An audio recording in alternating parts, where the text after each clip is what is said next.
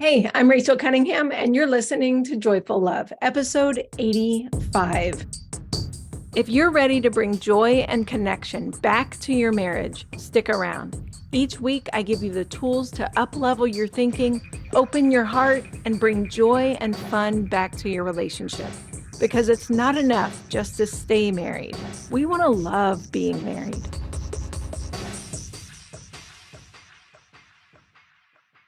You know what? Right now, if you're watching this on YouTube, I am going to be like shifting my weight back and forth a little bit. I'm standing up because I think I've mentioned it on here several times that I have a low back issue that if I sit too long, it causes my back to hurt pretty bad. So I have this lovely standing desk, and then sometimes I've been standing so much lately that my feet end up hurting. So my sister just sent me a picture of a new chair that she got because my sisters, they have very similar issues that I do with our backs and our joints.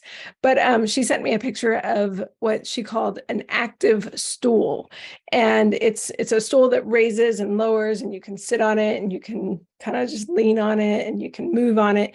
And so I was like, I definitely need one of those. So I've purchased one, and it's going to be arriving in the next few days. I'm super excited about it.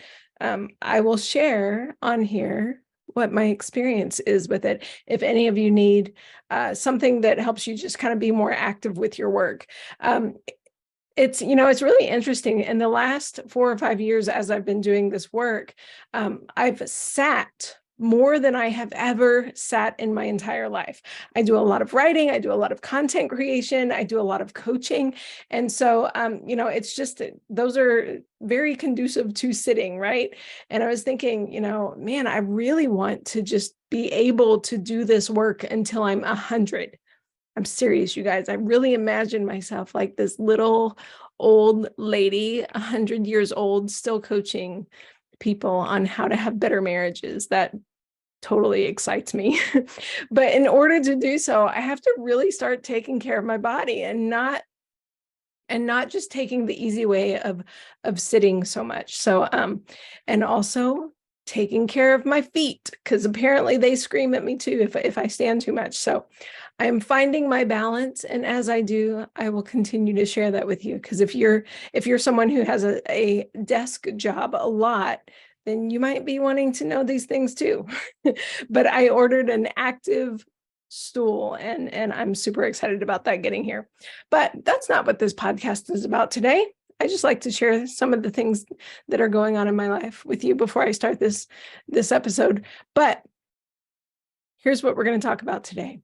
I want you to know that this episode is coming from deep love and respect for those of you who are in the middle of making major compromises for your family and for your marriages right now.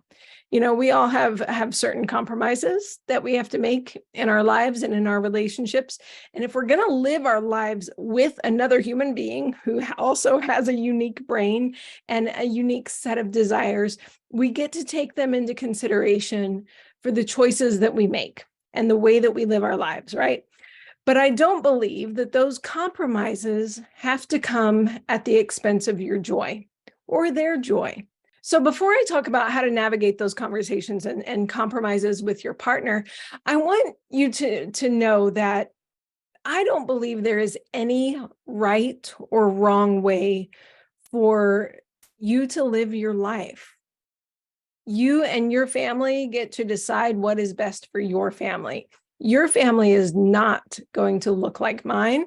Mine is not going to look like yours. And that is okay. Right. And we might have certain ideas. I know that I had like all these ideas about what family life would look like. And then I had these beautiful, amazing, unique kids who just basically said, yeah, that's not gonna work.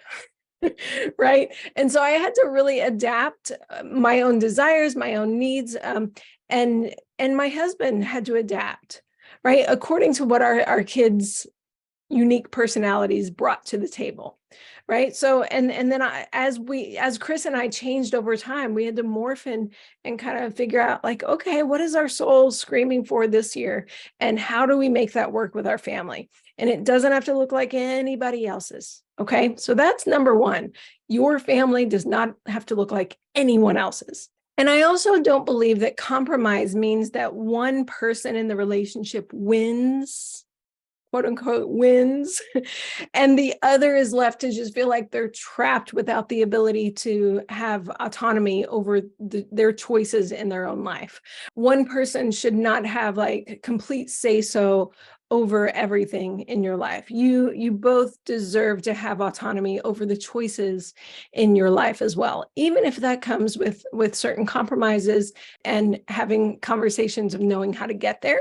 But you are both separate people who deserve to have autonomy over the choices that you make in your life, while you bring into consideration what your partner wants, right? Okay, so to find out what you are willing to compromise on and what you're not willing to compromise on, you have to first of all shut out all the noise from society and from culture, from your family, and just ask yourself, what do I personally want? And what does my partner personally want? And then bringing that into the middle and saying, what's best for our family? If you haven't listened to the last episode, episode 83 on creating a vision based on what you want, go back and listen to that and then come back and listen to this today. But a brief recap of something I said in that episode in the beginning is that no one gets to decide what's best for you and your family except you and your partner. Right? Your life does not have to look like anyone else's. When I was younger and we had kids, I decided to stay home with them for a while. And then several times while they were young and while they were growing up, I decided I wanted something more and I wanted to go out into the world and contribute in other ways. So I personally loved childbirth. Yes, my own childbirth. I loved it. Like I genuinely experienced so much joy and excitement going through the process of childbirth. And yes, it was painful. I wasn't like some magical unicorn who didn't have pain during childbirth. but I really dove into when I first got pregnant, I really dove into understanding the way my body worked and understanding what was happening. And I got this huge thrill off of giving birth to my children. And even my 10.5-pound kid who, no, I did not have an epidural with, but I genuinely loved childbirth. And so I was sad that I would never get to experience it again. After we decided that 3 kiddos was enough, I was really sad that I would never get to experience childbirth again. So of course, when I learned about being a doula, I was like, oh, that's for me, right? I want to help other people have an incredible childbirthing experience as well. So I became a doula and I loved it. I totally, completely loved being a doula. And then after a while, my family had different needs. And being a doula meant that I was on call a lot and that some days it would last for over 24 hours. Right. So when my family developed different needs, I decided to take a break from being a doula. And then after a while, I started teaching yoga because I was like, I want something to start doing again. And then I ended up ebbing and flowing a little bit in and out of being a doula, depending on where our kids were at the time. So throughout my kids' childhood, I ebbed and flowed with working outside of the home and with not working outside of the home. And I chose what I felt was best for my family and what Chris felt was best for our family. And I don't think we always balanced it perfectly. In fact, I know that we did not always balance it perfectly or even near perfectly because I don't think we had many great examples of balancing that parenting and dreaming and living life and working in general. I don't think we had many great examples of balancing that. But when I look back overall, I'm really happy with the major decisions that we ended up making. I love the jobs I had. I'm super proud of them. And I'm proud of the times that I decided not to work and to go focus on my kiddos. Both decisions were beautiful. I have some clients who are not working outside of the home, who want to be working outside of the home, and they're moving more towards that direction. And then I have others that are working outside of the home, and they're saying, I want to experience motherhood a little bit more than what I do right now. I want to be and I want to enjoy the domestic life more, right? Both are beautiful decisions. Both are amazing. So that's number one. Like if working or not working is one of the decisions that you are trying to make for yourself, remember that it does not matter what other people do.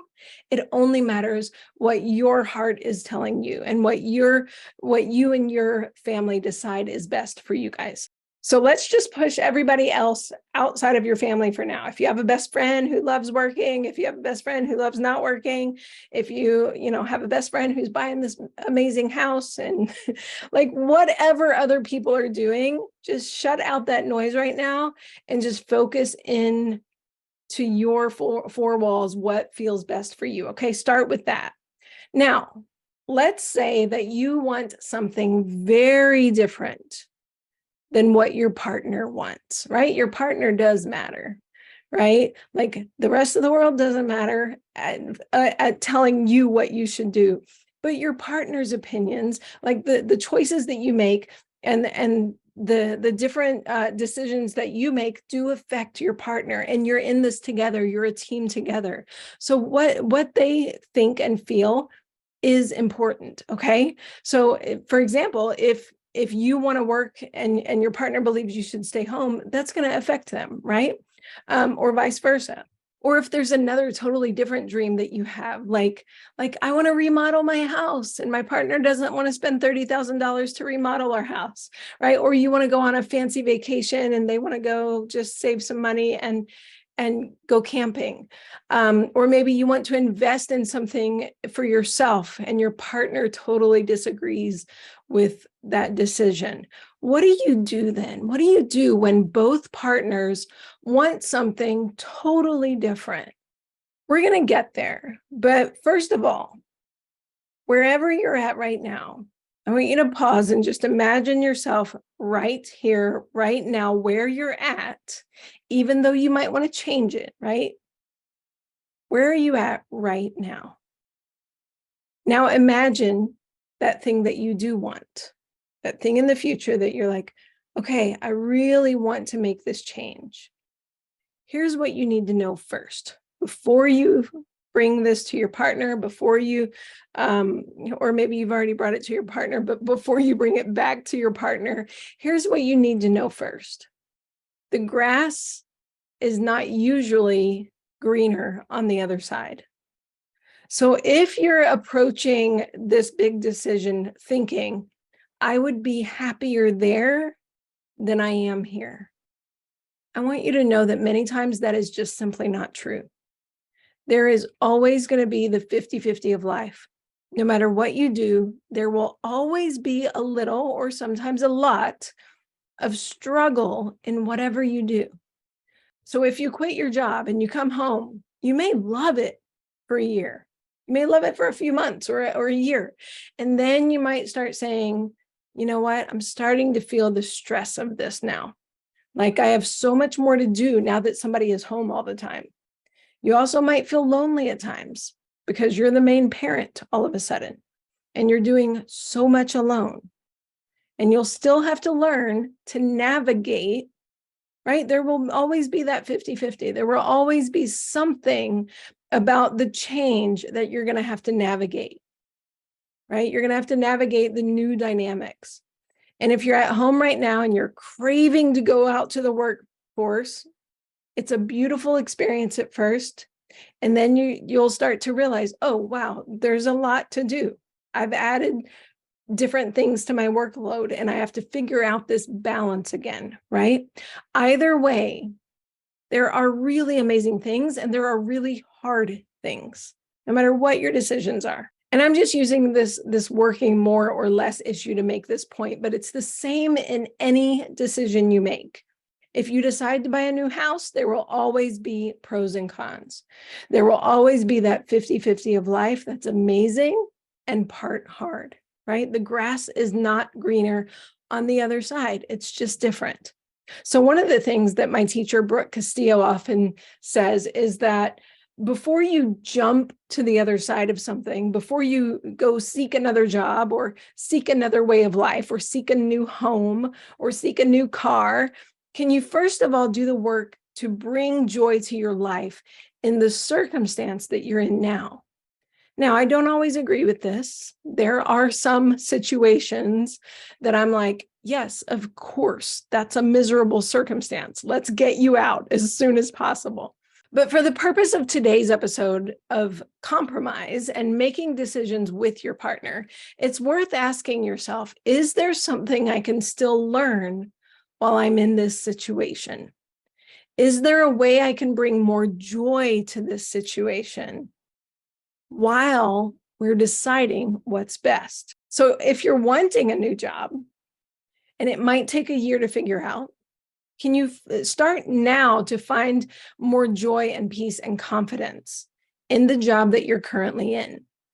In other words, don't wait until you have another job or another car or the vacation that you want to be happy. Choose to find that joy and that fulfillment now, because your happiness, your joy, your peace in life, remember, it does not matter what your circumstances are. You create that within you, no matter what your circumstances are. So where can you start looking at your life where you're at right now and saying, oh, wow, I really have this negative attitude about this aspect of my life, and it's bringing me down. Or, I'm really criticizing this person at work, or I'm criticizing myself at work a lot, and I feel super self-conscious, right? These are all things that I want you to learn to heal in yourself and to grow in before you go to the next place, before you go get that next thing that you want, right? Or if you feel like a shitty mom, and those are the reasons why you're not wanting to spend so much time with your kids, right? With all those thoughts of, oh, I'm such a crappy mom. Oh, I'm not cut out for this. I need something else, right? All of those things are not good reasons to jump out of the situation you're in now, right? So pause and ask yourself, like, what do I need to heal in myself right now while I'm still in this situation? If it's going to be a while before I can move to the next situation, before I can make this change that I want in life, what do you have the opportunity to learn about yourself while you're in this situation now, before you move on to that other thing? So that's number one. When it comes to making those tough decisions, know that there is no right choice, and start creating joy right now. Start healing right now while you are deciding with your partner what the next best step is for you. And this is going to lose that desperation and urgency, right? Like if you're coming to conversations of creating change and making compromises with your partner, if you can say, okay, while I'm here, I'm going to learn how to be joyful. I'm going to learn how to create a life that I love, even if I'm in a situation that I don't necessarily want to be in forever. I'm going to use this as an opportunity to grow. Then you're gonna have a much more healthy conversation with your partner about where you're going, instead of it feeling so desperate and needy and like, oh my gosh, if I don't move on now to that next thing, then I'm just not going to be happy in life, right? That's not a place that you want to have a conversation with. You want to have that conversation with saying, look, I'm doing the work to heal and understand myself here. I'm doing the work to have fun where I'm at right now. And my soul is also telling me, hey, this might be the next best step for you, right? And you might be wondering, if I learn to be happy where I'm at, will I ever change? And this is where it gets really fun. If you know that your inner peace and joy will not be determined by your current circumstances, now you just get to step back and just simply ask yourself, what do I want? What is my soul telling me? Simply because I want it. right? Not out of desperation, but simply because that's the next direction my soul and my heart is telling me to go. So if you're trying to decide what you want, put your monkey brain on pause for a minute. Don't worry about the future. Don't worry about what others are going to think. And just ask, what would I choose right now? Just for the fun of it, just because my heart is leading me to this. If I can have joy and peace either way, which direction do I want? That's a really fun place to make a decision from. So like for me, if I know I'm going to like the chocolate cake and I know I'm going to like the carrot cake, which one do I choose? For me, it's going to be carrot cake every time, just because that's what I want, right? Not because I won't enjoy the chocolate cake, not because I won't enjoy the chocolate cake, just because I personally prefer the carrot cake. Okay, now that you know what you want, not out of desperation, but just because you want it. Now, when you bring your partner in, you might have to make a compromise, but not necessarily. So hear me out.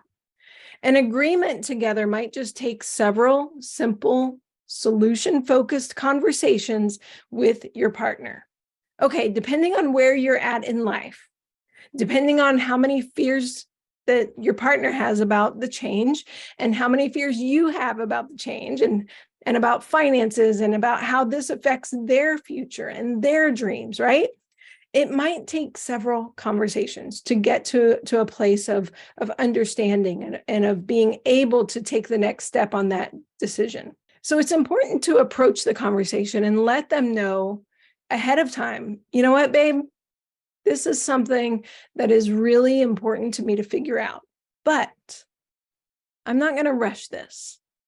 We're going to take it at a pace that we both feel comfortable at. Because I know that there's a lot of things in here, a lot of concerns and things that we would have to navigate, right? But I want you to know that this is a change that I'm wanting to make, and it's on my heart. And I'm really wanting to step into valuing my opinion, right? And valuing the desires that are on my heart. And I also want you to know that I value your opinion. Right? Just imagine like bringing a change in that way, instead of just saying, this is what I want and why can't I have it? And right, like bringing all that heavy, desperate emotion to it versus, hey, this is what my soul is craving. I know it's going to take some time for us to work out, but I want you to know that my opinion matters and so does yours. So we're going to move towards that, right? Two totally different ways of approaching the same thing. One is going to lead to more open conversations and open hearts. And the other is going to lead to fear and wanting to shut down.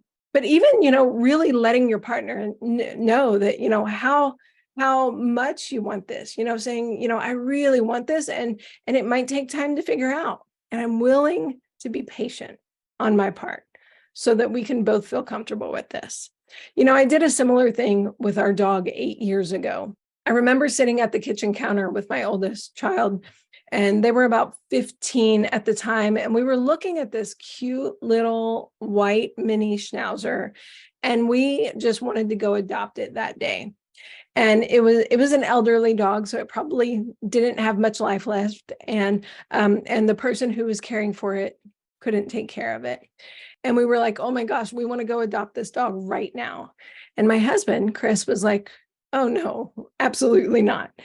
And so we paused on that little white dog. We did not go rush and adopt this adorable mini schnauzer. But I still said, I think a dog would be so good for our family. I think it's, it's like the therapist that we needed during that time, right?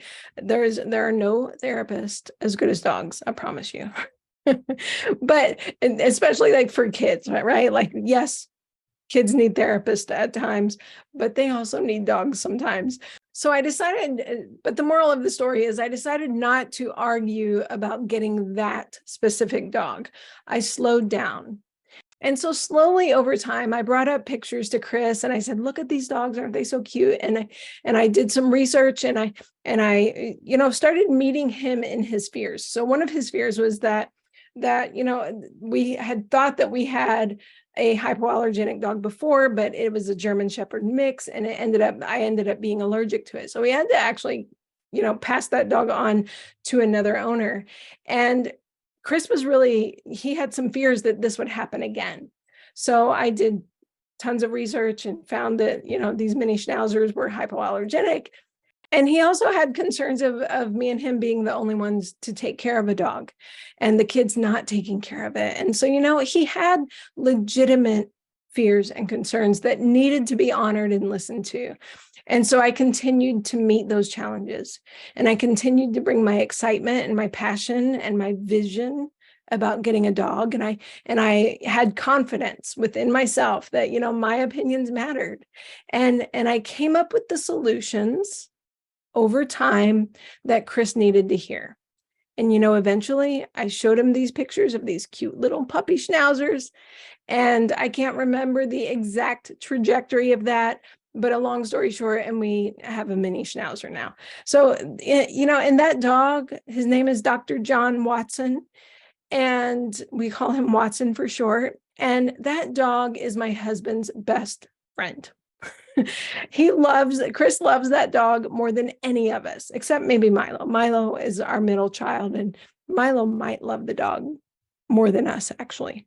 But, the point is, you don't have to give up on your dreams just because your partner might not be there yet. They might have fears, they might have concerns, they might have their own stories in their head, and they are legitimate.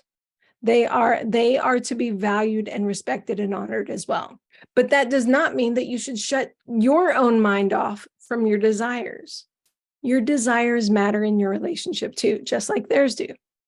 And so just like if your partner came to you and said, hey, I'm really wanting to make a change of career. I'm really wanting to make this massive change in our family, and it's going to affect all of us. You'd probably have a lot of concerns and questions, right? You'd probably have a lot of hesitations. You might not be super fast to validate and encourage.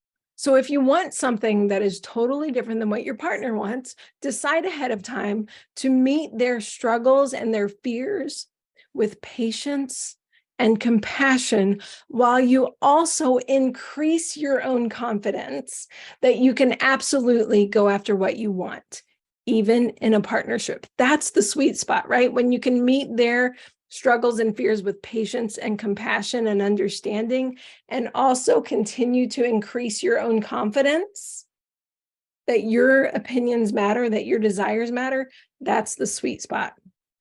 So in short, number one, stop thinking the grass is greener on the other side. Lose that desperation as you decide what you want in life.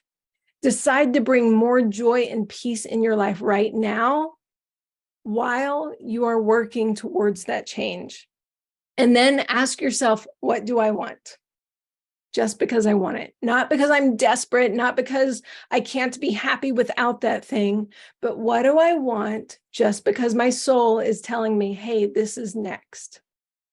And then next, decide ahead of time that your opinion matters, and so does your partner's. And then meet every question, fear, and concern that your partner has with patience and understanding and the confidence that you will come to an agreement. So much of this has to do with confidence in trusting your own desires, in trusting yourself to succeed at any big changes that you want to make, and then confidence in yourself to have conversations that reach solutions. Can you have that confidence in yourself? Can you have that confidence in your relationship that, even if it takes 10 or 20 conversations that are bite-sized so that we can both handle them, can you have the confidence that those conversations are actually going to eventually reach a solution that is best for you and your partner? Okay, my friends, that's what I have for you. Allow yourself to dream, allow yourself to want what you want, and then welcome the confidence that you need to navigate your way there. If you want help creating a marriage that you love being in and a life that you love living, I encourage you to hop on a free consultation with me. If you decide to coach with me on that call, We will spend the next 6 months together creating that life, and you'll have my help the whole way there. So I would be honored to be your coach and to help you create a marriage that is freaking amazing. That's what you deserve. That's what your partner deserves. Okay, so if you want to work with me, you can go book a free consultation at rachelcunningham.com/work-with-me. Okay, I'm going to go make a kale apple walnut salad. Doesn't that sound amazing? I'm so looking forward to eating dinner tonight. I love kale. I love apples. I love walnuts. And so kale, apple, walnut salads are absolutely a joy to eat for me. Okay. I hope you guys are eating something super fun for dinner tonight. And I hope you all have a beautiful week. All right. I'll see you next time. Thanks for listening to Joyful Love. If you'd like to know more about my work, come visit me at rachelcunningham.com.